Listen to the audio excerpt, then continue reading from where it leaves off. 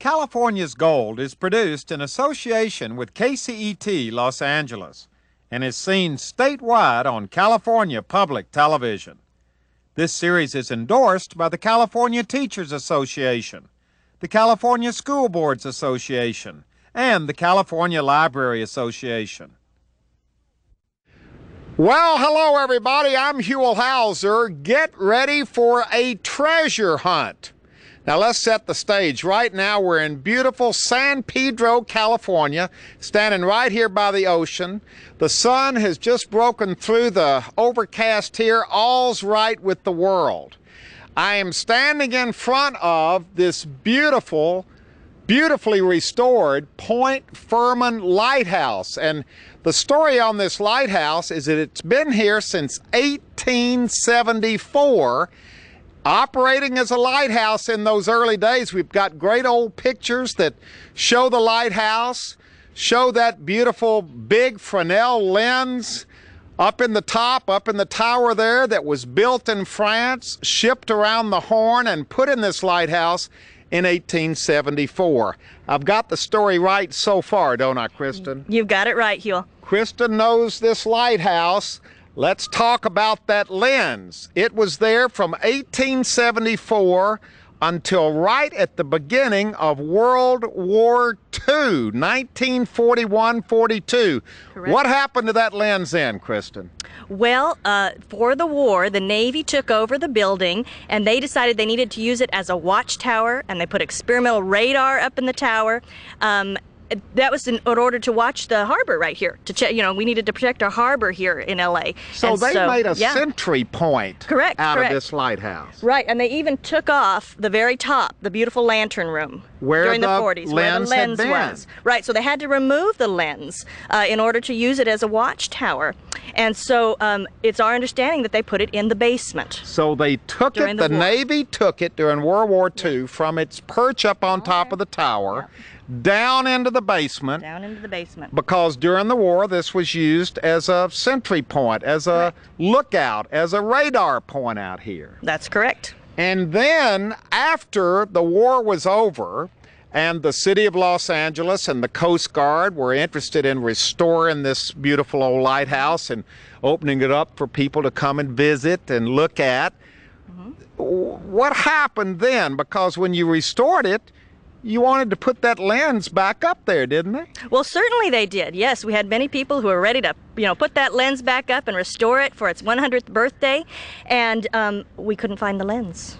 What do you mean you couldn't find the lens? It wasn't anywhere to be found. The Coast Guard didn't know where it was. The locals didn't know where it was, and we looked around, but we couldn't find it. Nobody knew where the lens was. That's right. We looked everywhere. Couldn't find it. It was gone. Coast Guard didn't know. The Coast Guard didn't know where it was either. No one knew. Navy didn't know. The Navy didn't know. No one knew. Nobody in San Pedro knew. Nobody knew. We tried everyone. No one knew where it was. And if John O'Gean couldn't find it, it couldn't be found, because you've lived in San Pedro for 86 years. You've always loved this lighthouse and been associated with it. So this posed a real dilemma. What happened to that lens? Because it was a beautiful lens. It was an expensive lens. It was a historic lens. It was a big lens. It was a big lens. It's not easy to lose a lens that big. And that's where our treasure hunt comes in.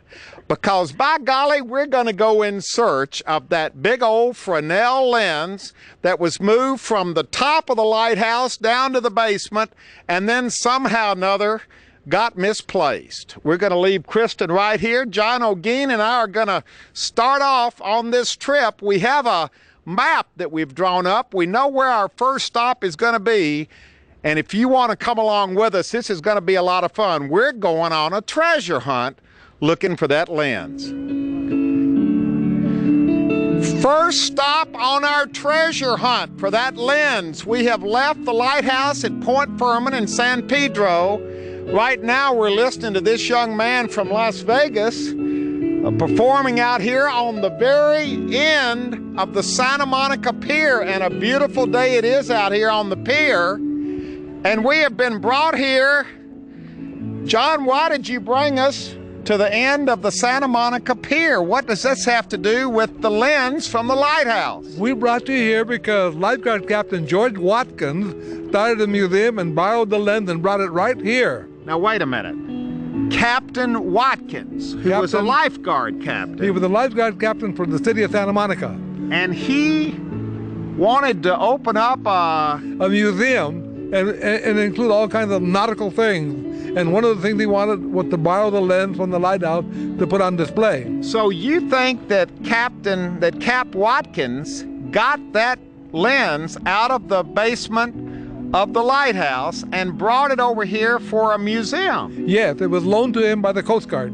Have you ever heard this? You've been working here on the end of this pier for 60 years. Your name again is? My name is Yash Velasky. Okay. Have you ever heard of this?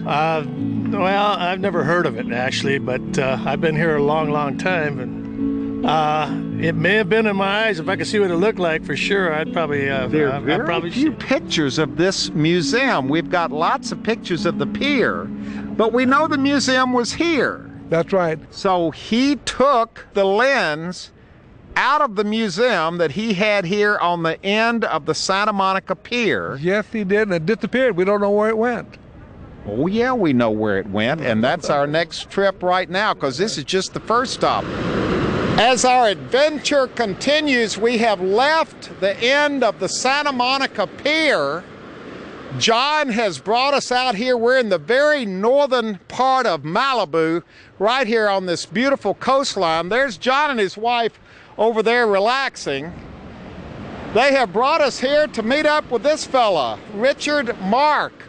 And Richard, we went to the pier looking for the Fresnel lens. We understand there was a museum there that George Watkins started. Is that true? Yes, he had a lot of lifeguard things there, and just ship's wheels and old kind of rescue cans, oars. A nautical museum. Nautical museum, yes. So the museum was there because it's hard to find pictures of that museum. And what happened to that museum? Is it true that there was some kind of a storm and he? Yes, there was quite a storm, and a lot of the pilings and things were damaged at Santa Monica Pier, and so he took his things that he had there and he brought them up to this property which he had just bought. And built himself right here in this beautiful little cove here. He built himself, what do you call it, a retreat, a little beach hideaway? What was this place? It was really like a beach hideaway. It was kind of at first it was just a ramshackle wooden shack. And then what he did, when he had that storm, he also brought up a tugboat cabin.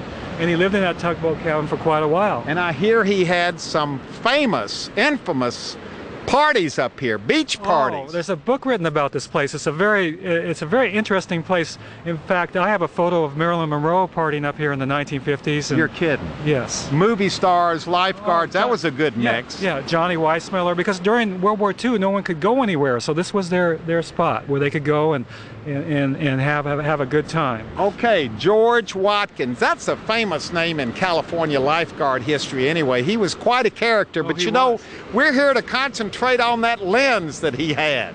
So he had it at the museum down at the end of the pier. When he closed that museum down, he brought it out here, and what did he do with it? Where you see those picnic benches right now, it was sitting right there in that spot. Right where those picnic benches were. The tugboat cabin was right above it, and the lens was right in front of it. So you know it was there. I do. Then he moved it somewhere else. He moved it. He moved it over here to this point, right over here. So why did he move it over there? Because he owned this point, and he ended up building his final house, the last of the 3 houses here on this point. And he had the lens as a prominent part of that house. Yes, it was, along with an old schooner ship's wheel. Now, how do you know all this? Well, over the years, because I worked for the lifeguard service for 38 years, I just know a lot of old-time lifeguards who worked even before me, and they were participants in the parties up here. So they had given me all this information, and over the years, as they were cleaning out their attics, they'd give me a photo. Yeah. Or they gave me this book that was written about this place, and so I've collected a lot of things. These parties were so wild and legendary. I'm surprised anybody could remember what was actually going on out here. Well, they actually had. They told me they had like their tiki rum punch in those big plastic water jugs. Oh my gosh. And so it was they had some quite events here. All right, so we know they had parties. We know that Cap George Watkins built his little beach hideaway here and eventually built his final house that he lived in right there on the point. And we know that Fresnel lens was here the whole time he lived here, right? That's right. So the lens was here until he died. You live here now. The lens is not here, is it? No. The lens is gone. It disappeared after his death. It's not over there where it was originally when he brought it out here. It's not out on the point where he moved it. The lens is gone. Yes, it's been missing. It's missing. Yeah. But our treasure hunt is going to continue because now we're going to leave this beautiful place here in Malibu. Actually, let's pan out and take a look at this. Boy, you can see why he loved living out here and why the movie stars enjoyed coming out here. We're leaving here and going on to try to find that missing Point Fermin Lighthouse lens. Where are we going to next on this treasure hunt? Okay, our search for the elusive Fresnel lens has now brought us deep in the heart of Malibu. We're standing here with Mr. Lewis Bush in front of his real estate company right here, right on the side of PCH. Let's kind of set the stage for all this. We've already been to Cap Watkins' house where he used to live out here. You knew Cap Watkins, didn't you? Very well. He was a personal friend for many years. Okay, now tell us a little bit about him. He was a nautical sort of a guy, wasn't he? His home was full of nautical memorabilia, he's collected over the years, including the Fresnel lens. All right. You went to his house. You were personal friends with him. You saw that lens in his house. Many times. How did he have it displayed? Where was it? It was in the corner of his little bungalow that he had built on the cliffside, that he built all by himself without building permits, but it was a cute place. All right, well, how was the lens displayed in his living room? In my recollection, it was right in the corner of his home. His living room was his home. And did it make a statement when you went in there? Did your eye always go right to that lens? Every time I went there. Do you think it was something that he was proud of? Did he talk about it a lot? Did he like to show it off to people who visited his home? Absolutely, he did. Yeah, he thought an awful lot of it. Even in an Outlook article, he said it was his prized possession. After he passed away, you received a visit from his son. And what did his son tell you on that visit? Well, first he called me on the phone and asked me if I was going to be in the office, and I said yes. So the next thing I knew, here he pulled in with a truck with three big, strong guys, and they brought it in and said... Brought what in? Brought the Fresnel lens in and stated that this is what my father and I wanted you to have. So Cap Watkins' son delivered that Fresnel lens from his late dad's home here to your real estate office. Was this kind of unexpected? Were you surprised? I certainly was surprised, yes. Yeah, I mean, it was such a beautiful thing. I hate parting with it. Well, now, why do you think he chose you to give the lens to? Only because every time I went into his home, I admired it, and he knew that. Mm-hmm. And he was a nice friend, and it meant a lot to me to have a fellow like that remember how I felt about it and give it to you. Yes. And here it is. I feel like I'm standing here next to a long lost friend. We've been looking for this thing for so long, but we have finally found it right here. And this is where the story thickens, the plot thickens even more. Because for years it's been in your office here, but there's always been kind of a question about whether this lens was the lens from the old lighthouse or whether it was actually from somewhere else. That's correct. Tell us a little bit about that. Well, ever since I acquired the lens, I've been searching to find out where it might have come from. And then after a spell, some of the people down at San Pedro or the Fermin Lighthouse called me and said, "We appreciate you taking care of our lens." And I said, "Well, I'm trying to find out if it is your lens. And if it is your lens, I'll be the first to say, here is your lens back home." Mm-hmm. Well, where did you think it might have come from other than the lighthouse itself? Well, in checking with the Lighthouse Society and going to the libraries and reading books, there was many of these fourth-order lenses. Mm-hmm. So I just said to myself, there had to be maybe another lens out there somewhere else. Do you think did you ever discuss with Cap Watkins where he got the lens? Discuss it with his son. Yeah. And what did his son tell you? His son stated that it was one of two Fresnel lenses that were being taken to the dump, and he took the better of the two, and they were on the Santa Monica Pier. And that's another thing, the Santa Monica Museum has helped me a lot in researching. And I told him I was hoping it could go there, but I've let them know that it has to go back to its home. Okay, so after all these years, finally you have decided in your own mind that this lens is the lens from the Point Fermin Lighthouse. I'll stake my life on it. And the reason why you are willing to stake your life on it is because you have done some serious research here. Mr. Woodward, introduce yourself to everybody and give us your credentials. Hi, I'm Jim Woodward, and I'm a lampist. I did 40 years with the Coast Guard, and one of my specialties was classical Fresnel lenses. So you know what you're talking about when you talk about Fresnel lenses. Yes, I do. Is this a pretty good-looking one right here? It's a great-looking one, actually. He's taken good care of it over the years, hasn't he? It's in very good condition. All right, now how did you track this down to find out for sure that this was the lens? Well, it started with a lady named Joanna Novetsky, an attorney for the Coast Guards. She called me about once a day for 2 months. And she was always a nice lady. She spoke well, and so I cooperated with her in every way I could. I sent her the pictures of this. She sent me the pictures of the 1912 Coast Guard shot.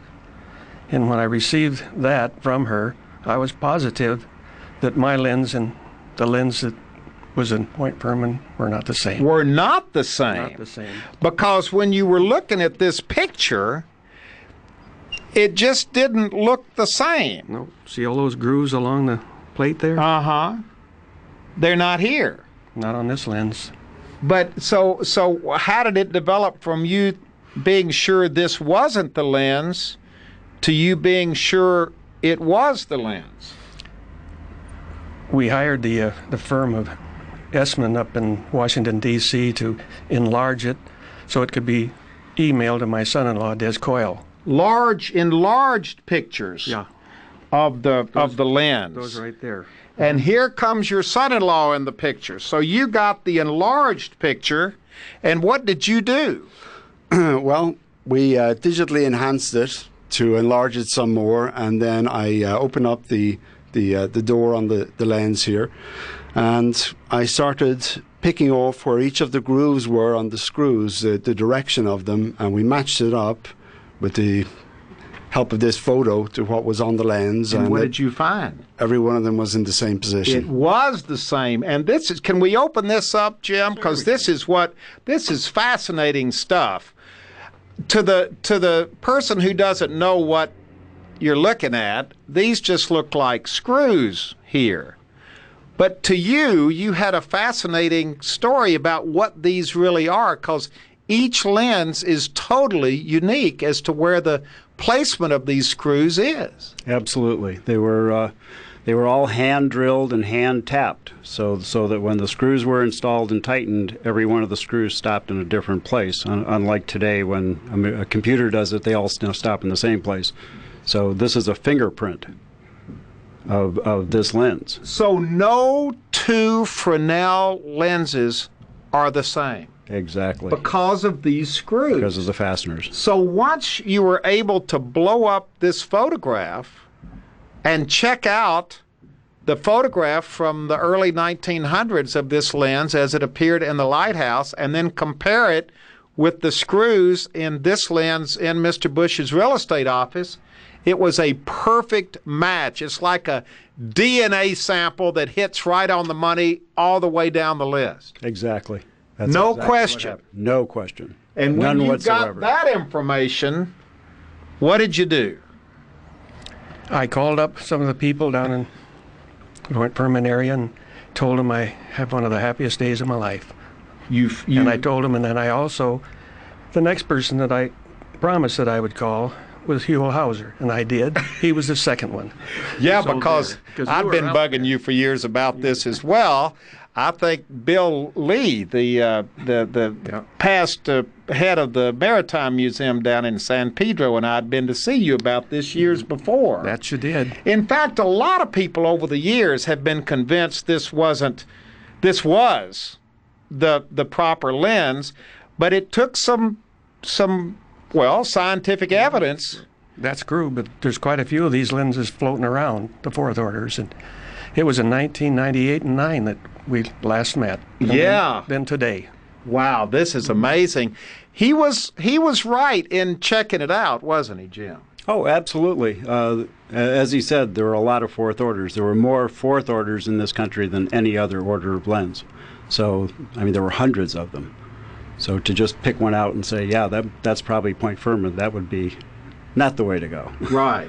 But the way you have gone now, are you able to say without a doubt, this is the lens that was in that lighthouse for so many years, was then removed during World War II, had we're not sure exactly where all it went, but we know it ended up in Cap Watkins' living room, and we know it ended up eventually in the outer lobby of your real estate office here.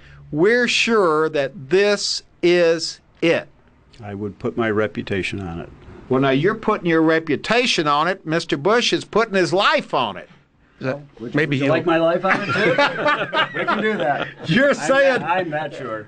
You're Absolutely. that sure. Absolutely. The moment has arrived, and Jim, you got the movers right here with you. Got the crew. All right, now what is it you tell them? What kind of instructions? How do you move something this old and this irreplaceable? I got to tell you, I'm nervous myself. I'm standing nervous here. too, so don't worry about that part. I'll take care of the nervous.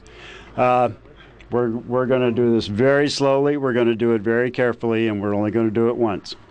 The first thing I'm actually going to do after I talk to the crew a little bit about where they can and can't put their hands is I'm going to lift this bottom ring up off of this pedestal, and I'm going to put it on some blocks of wood.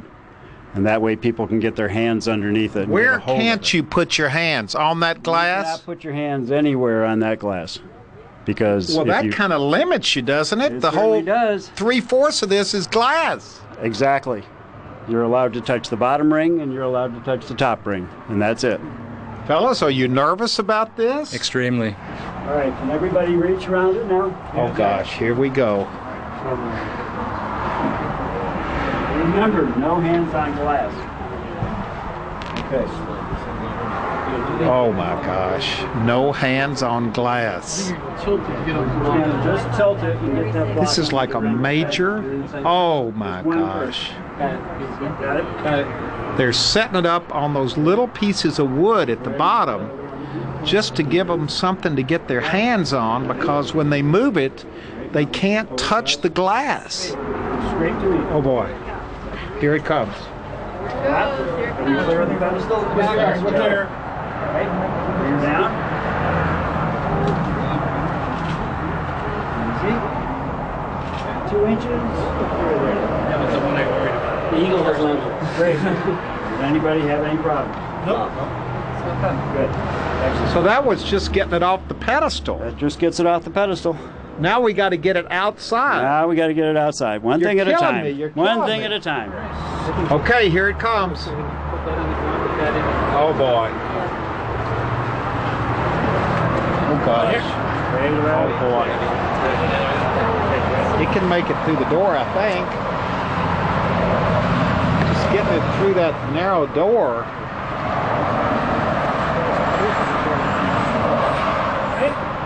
Here it comes. Oh boy. Oh boy.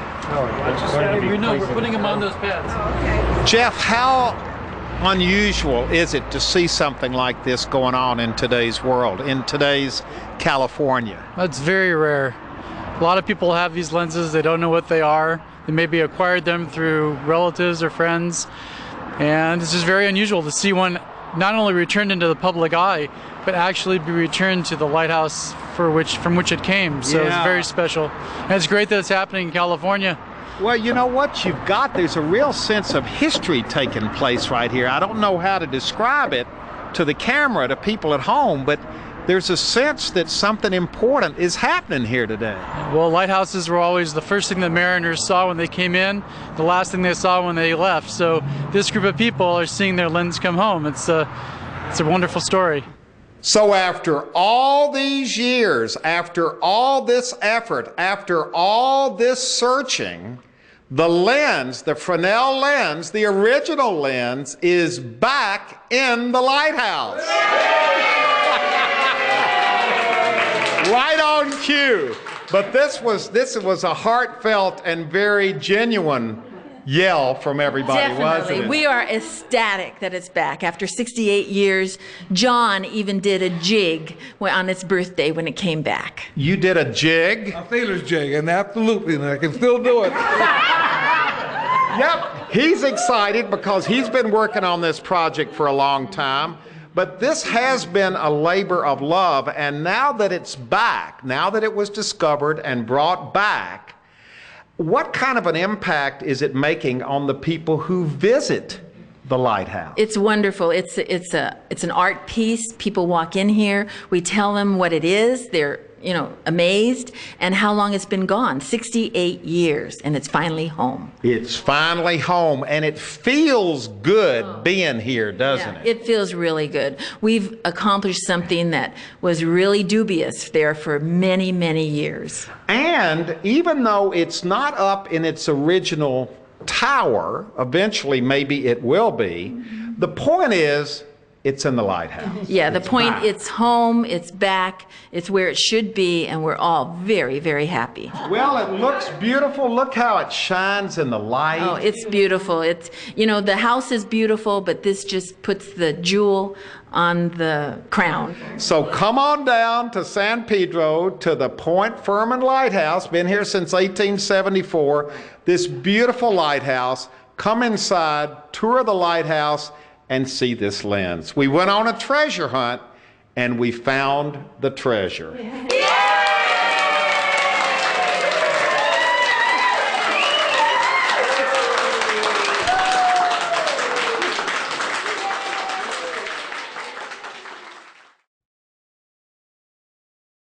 Well, I sure hope you enjoyed our Lighthouse Lens adventure. And if you'd like to see it again or share it with family or friends, of course, it's available on video cassette and on DVD.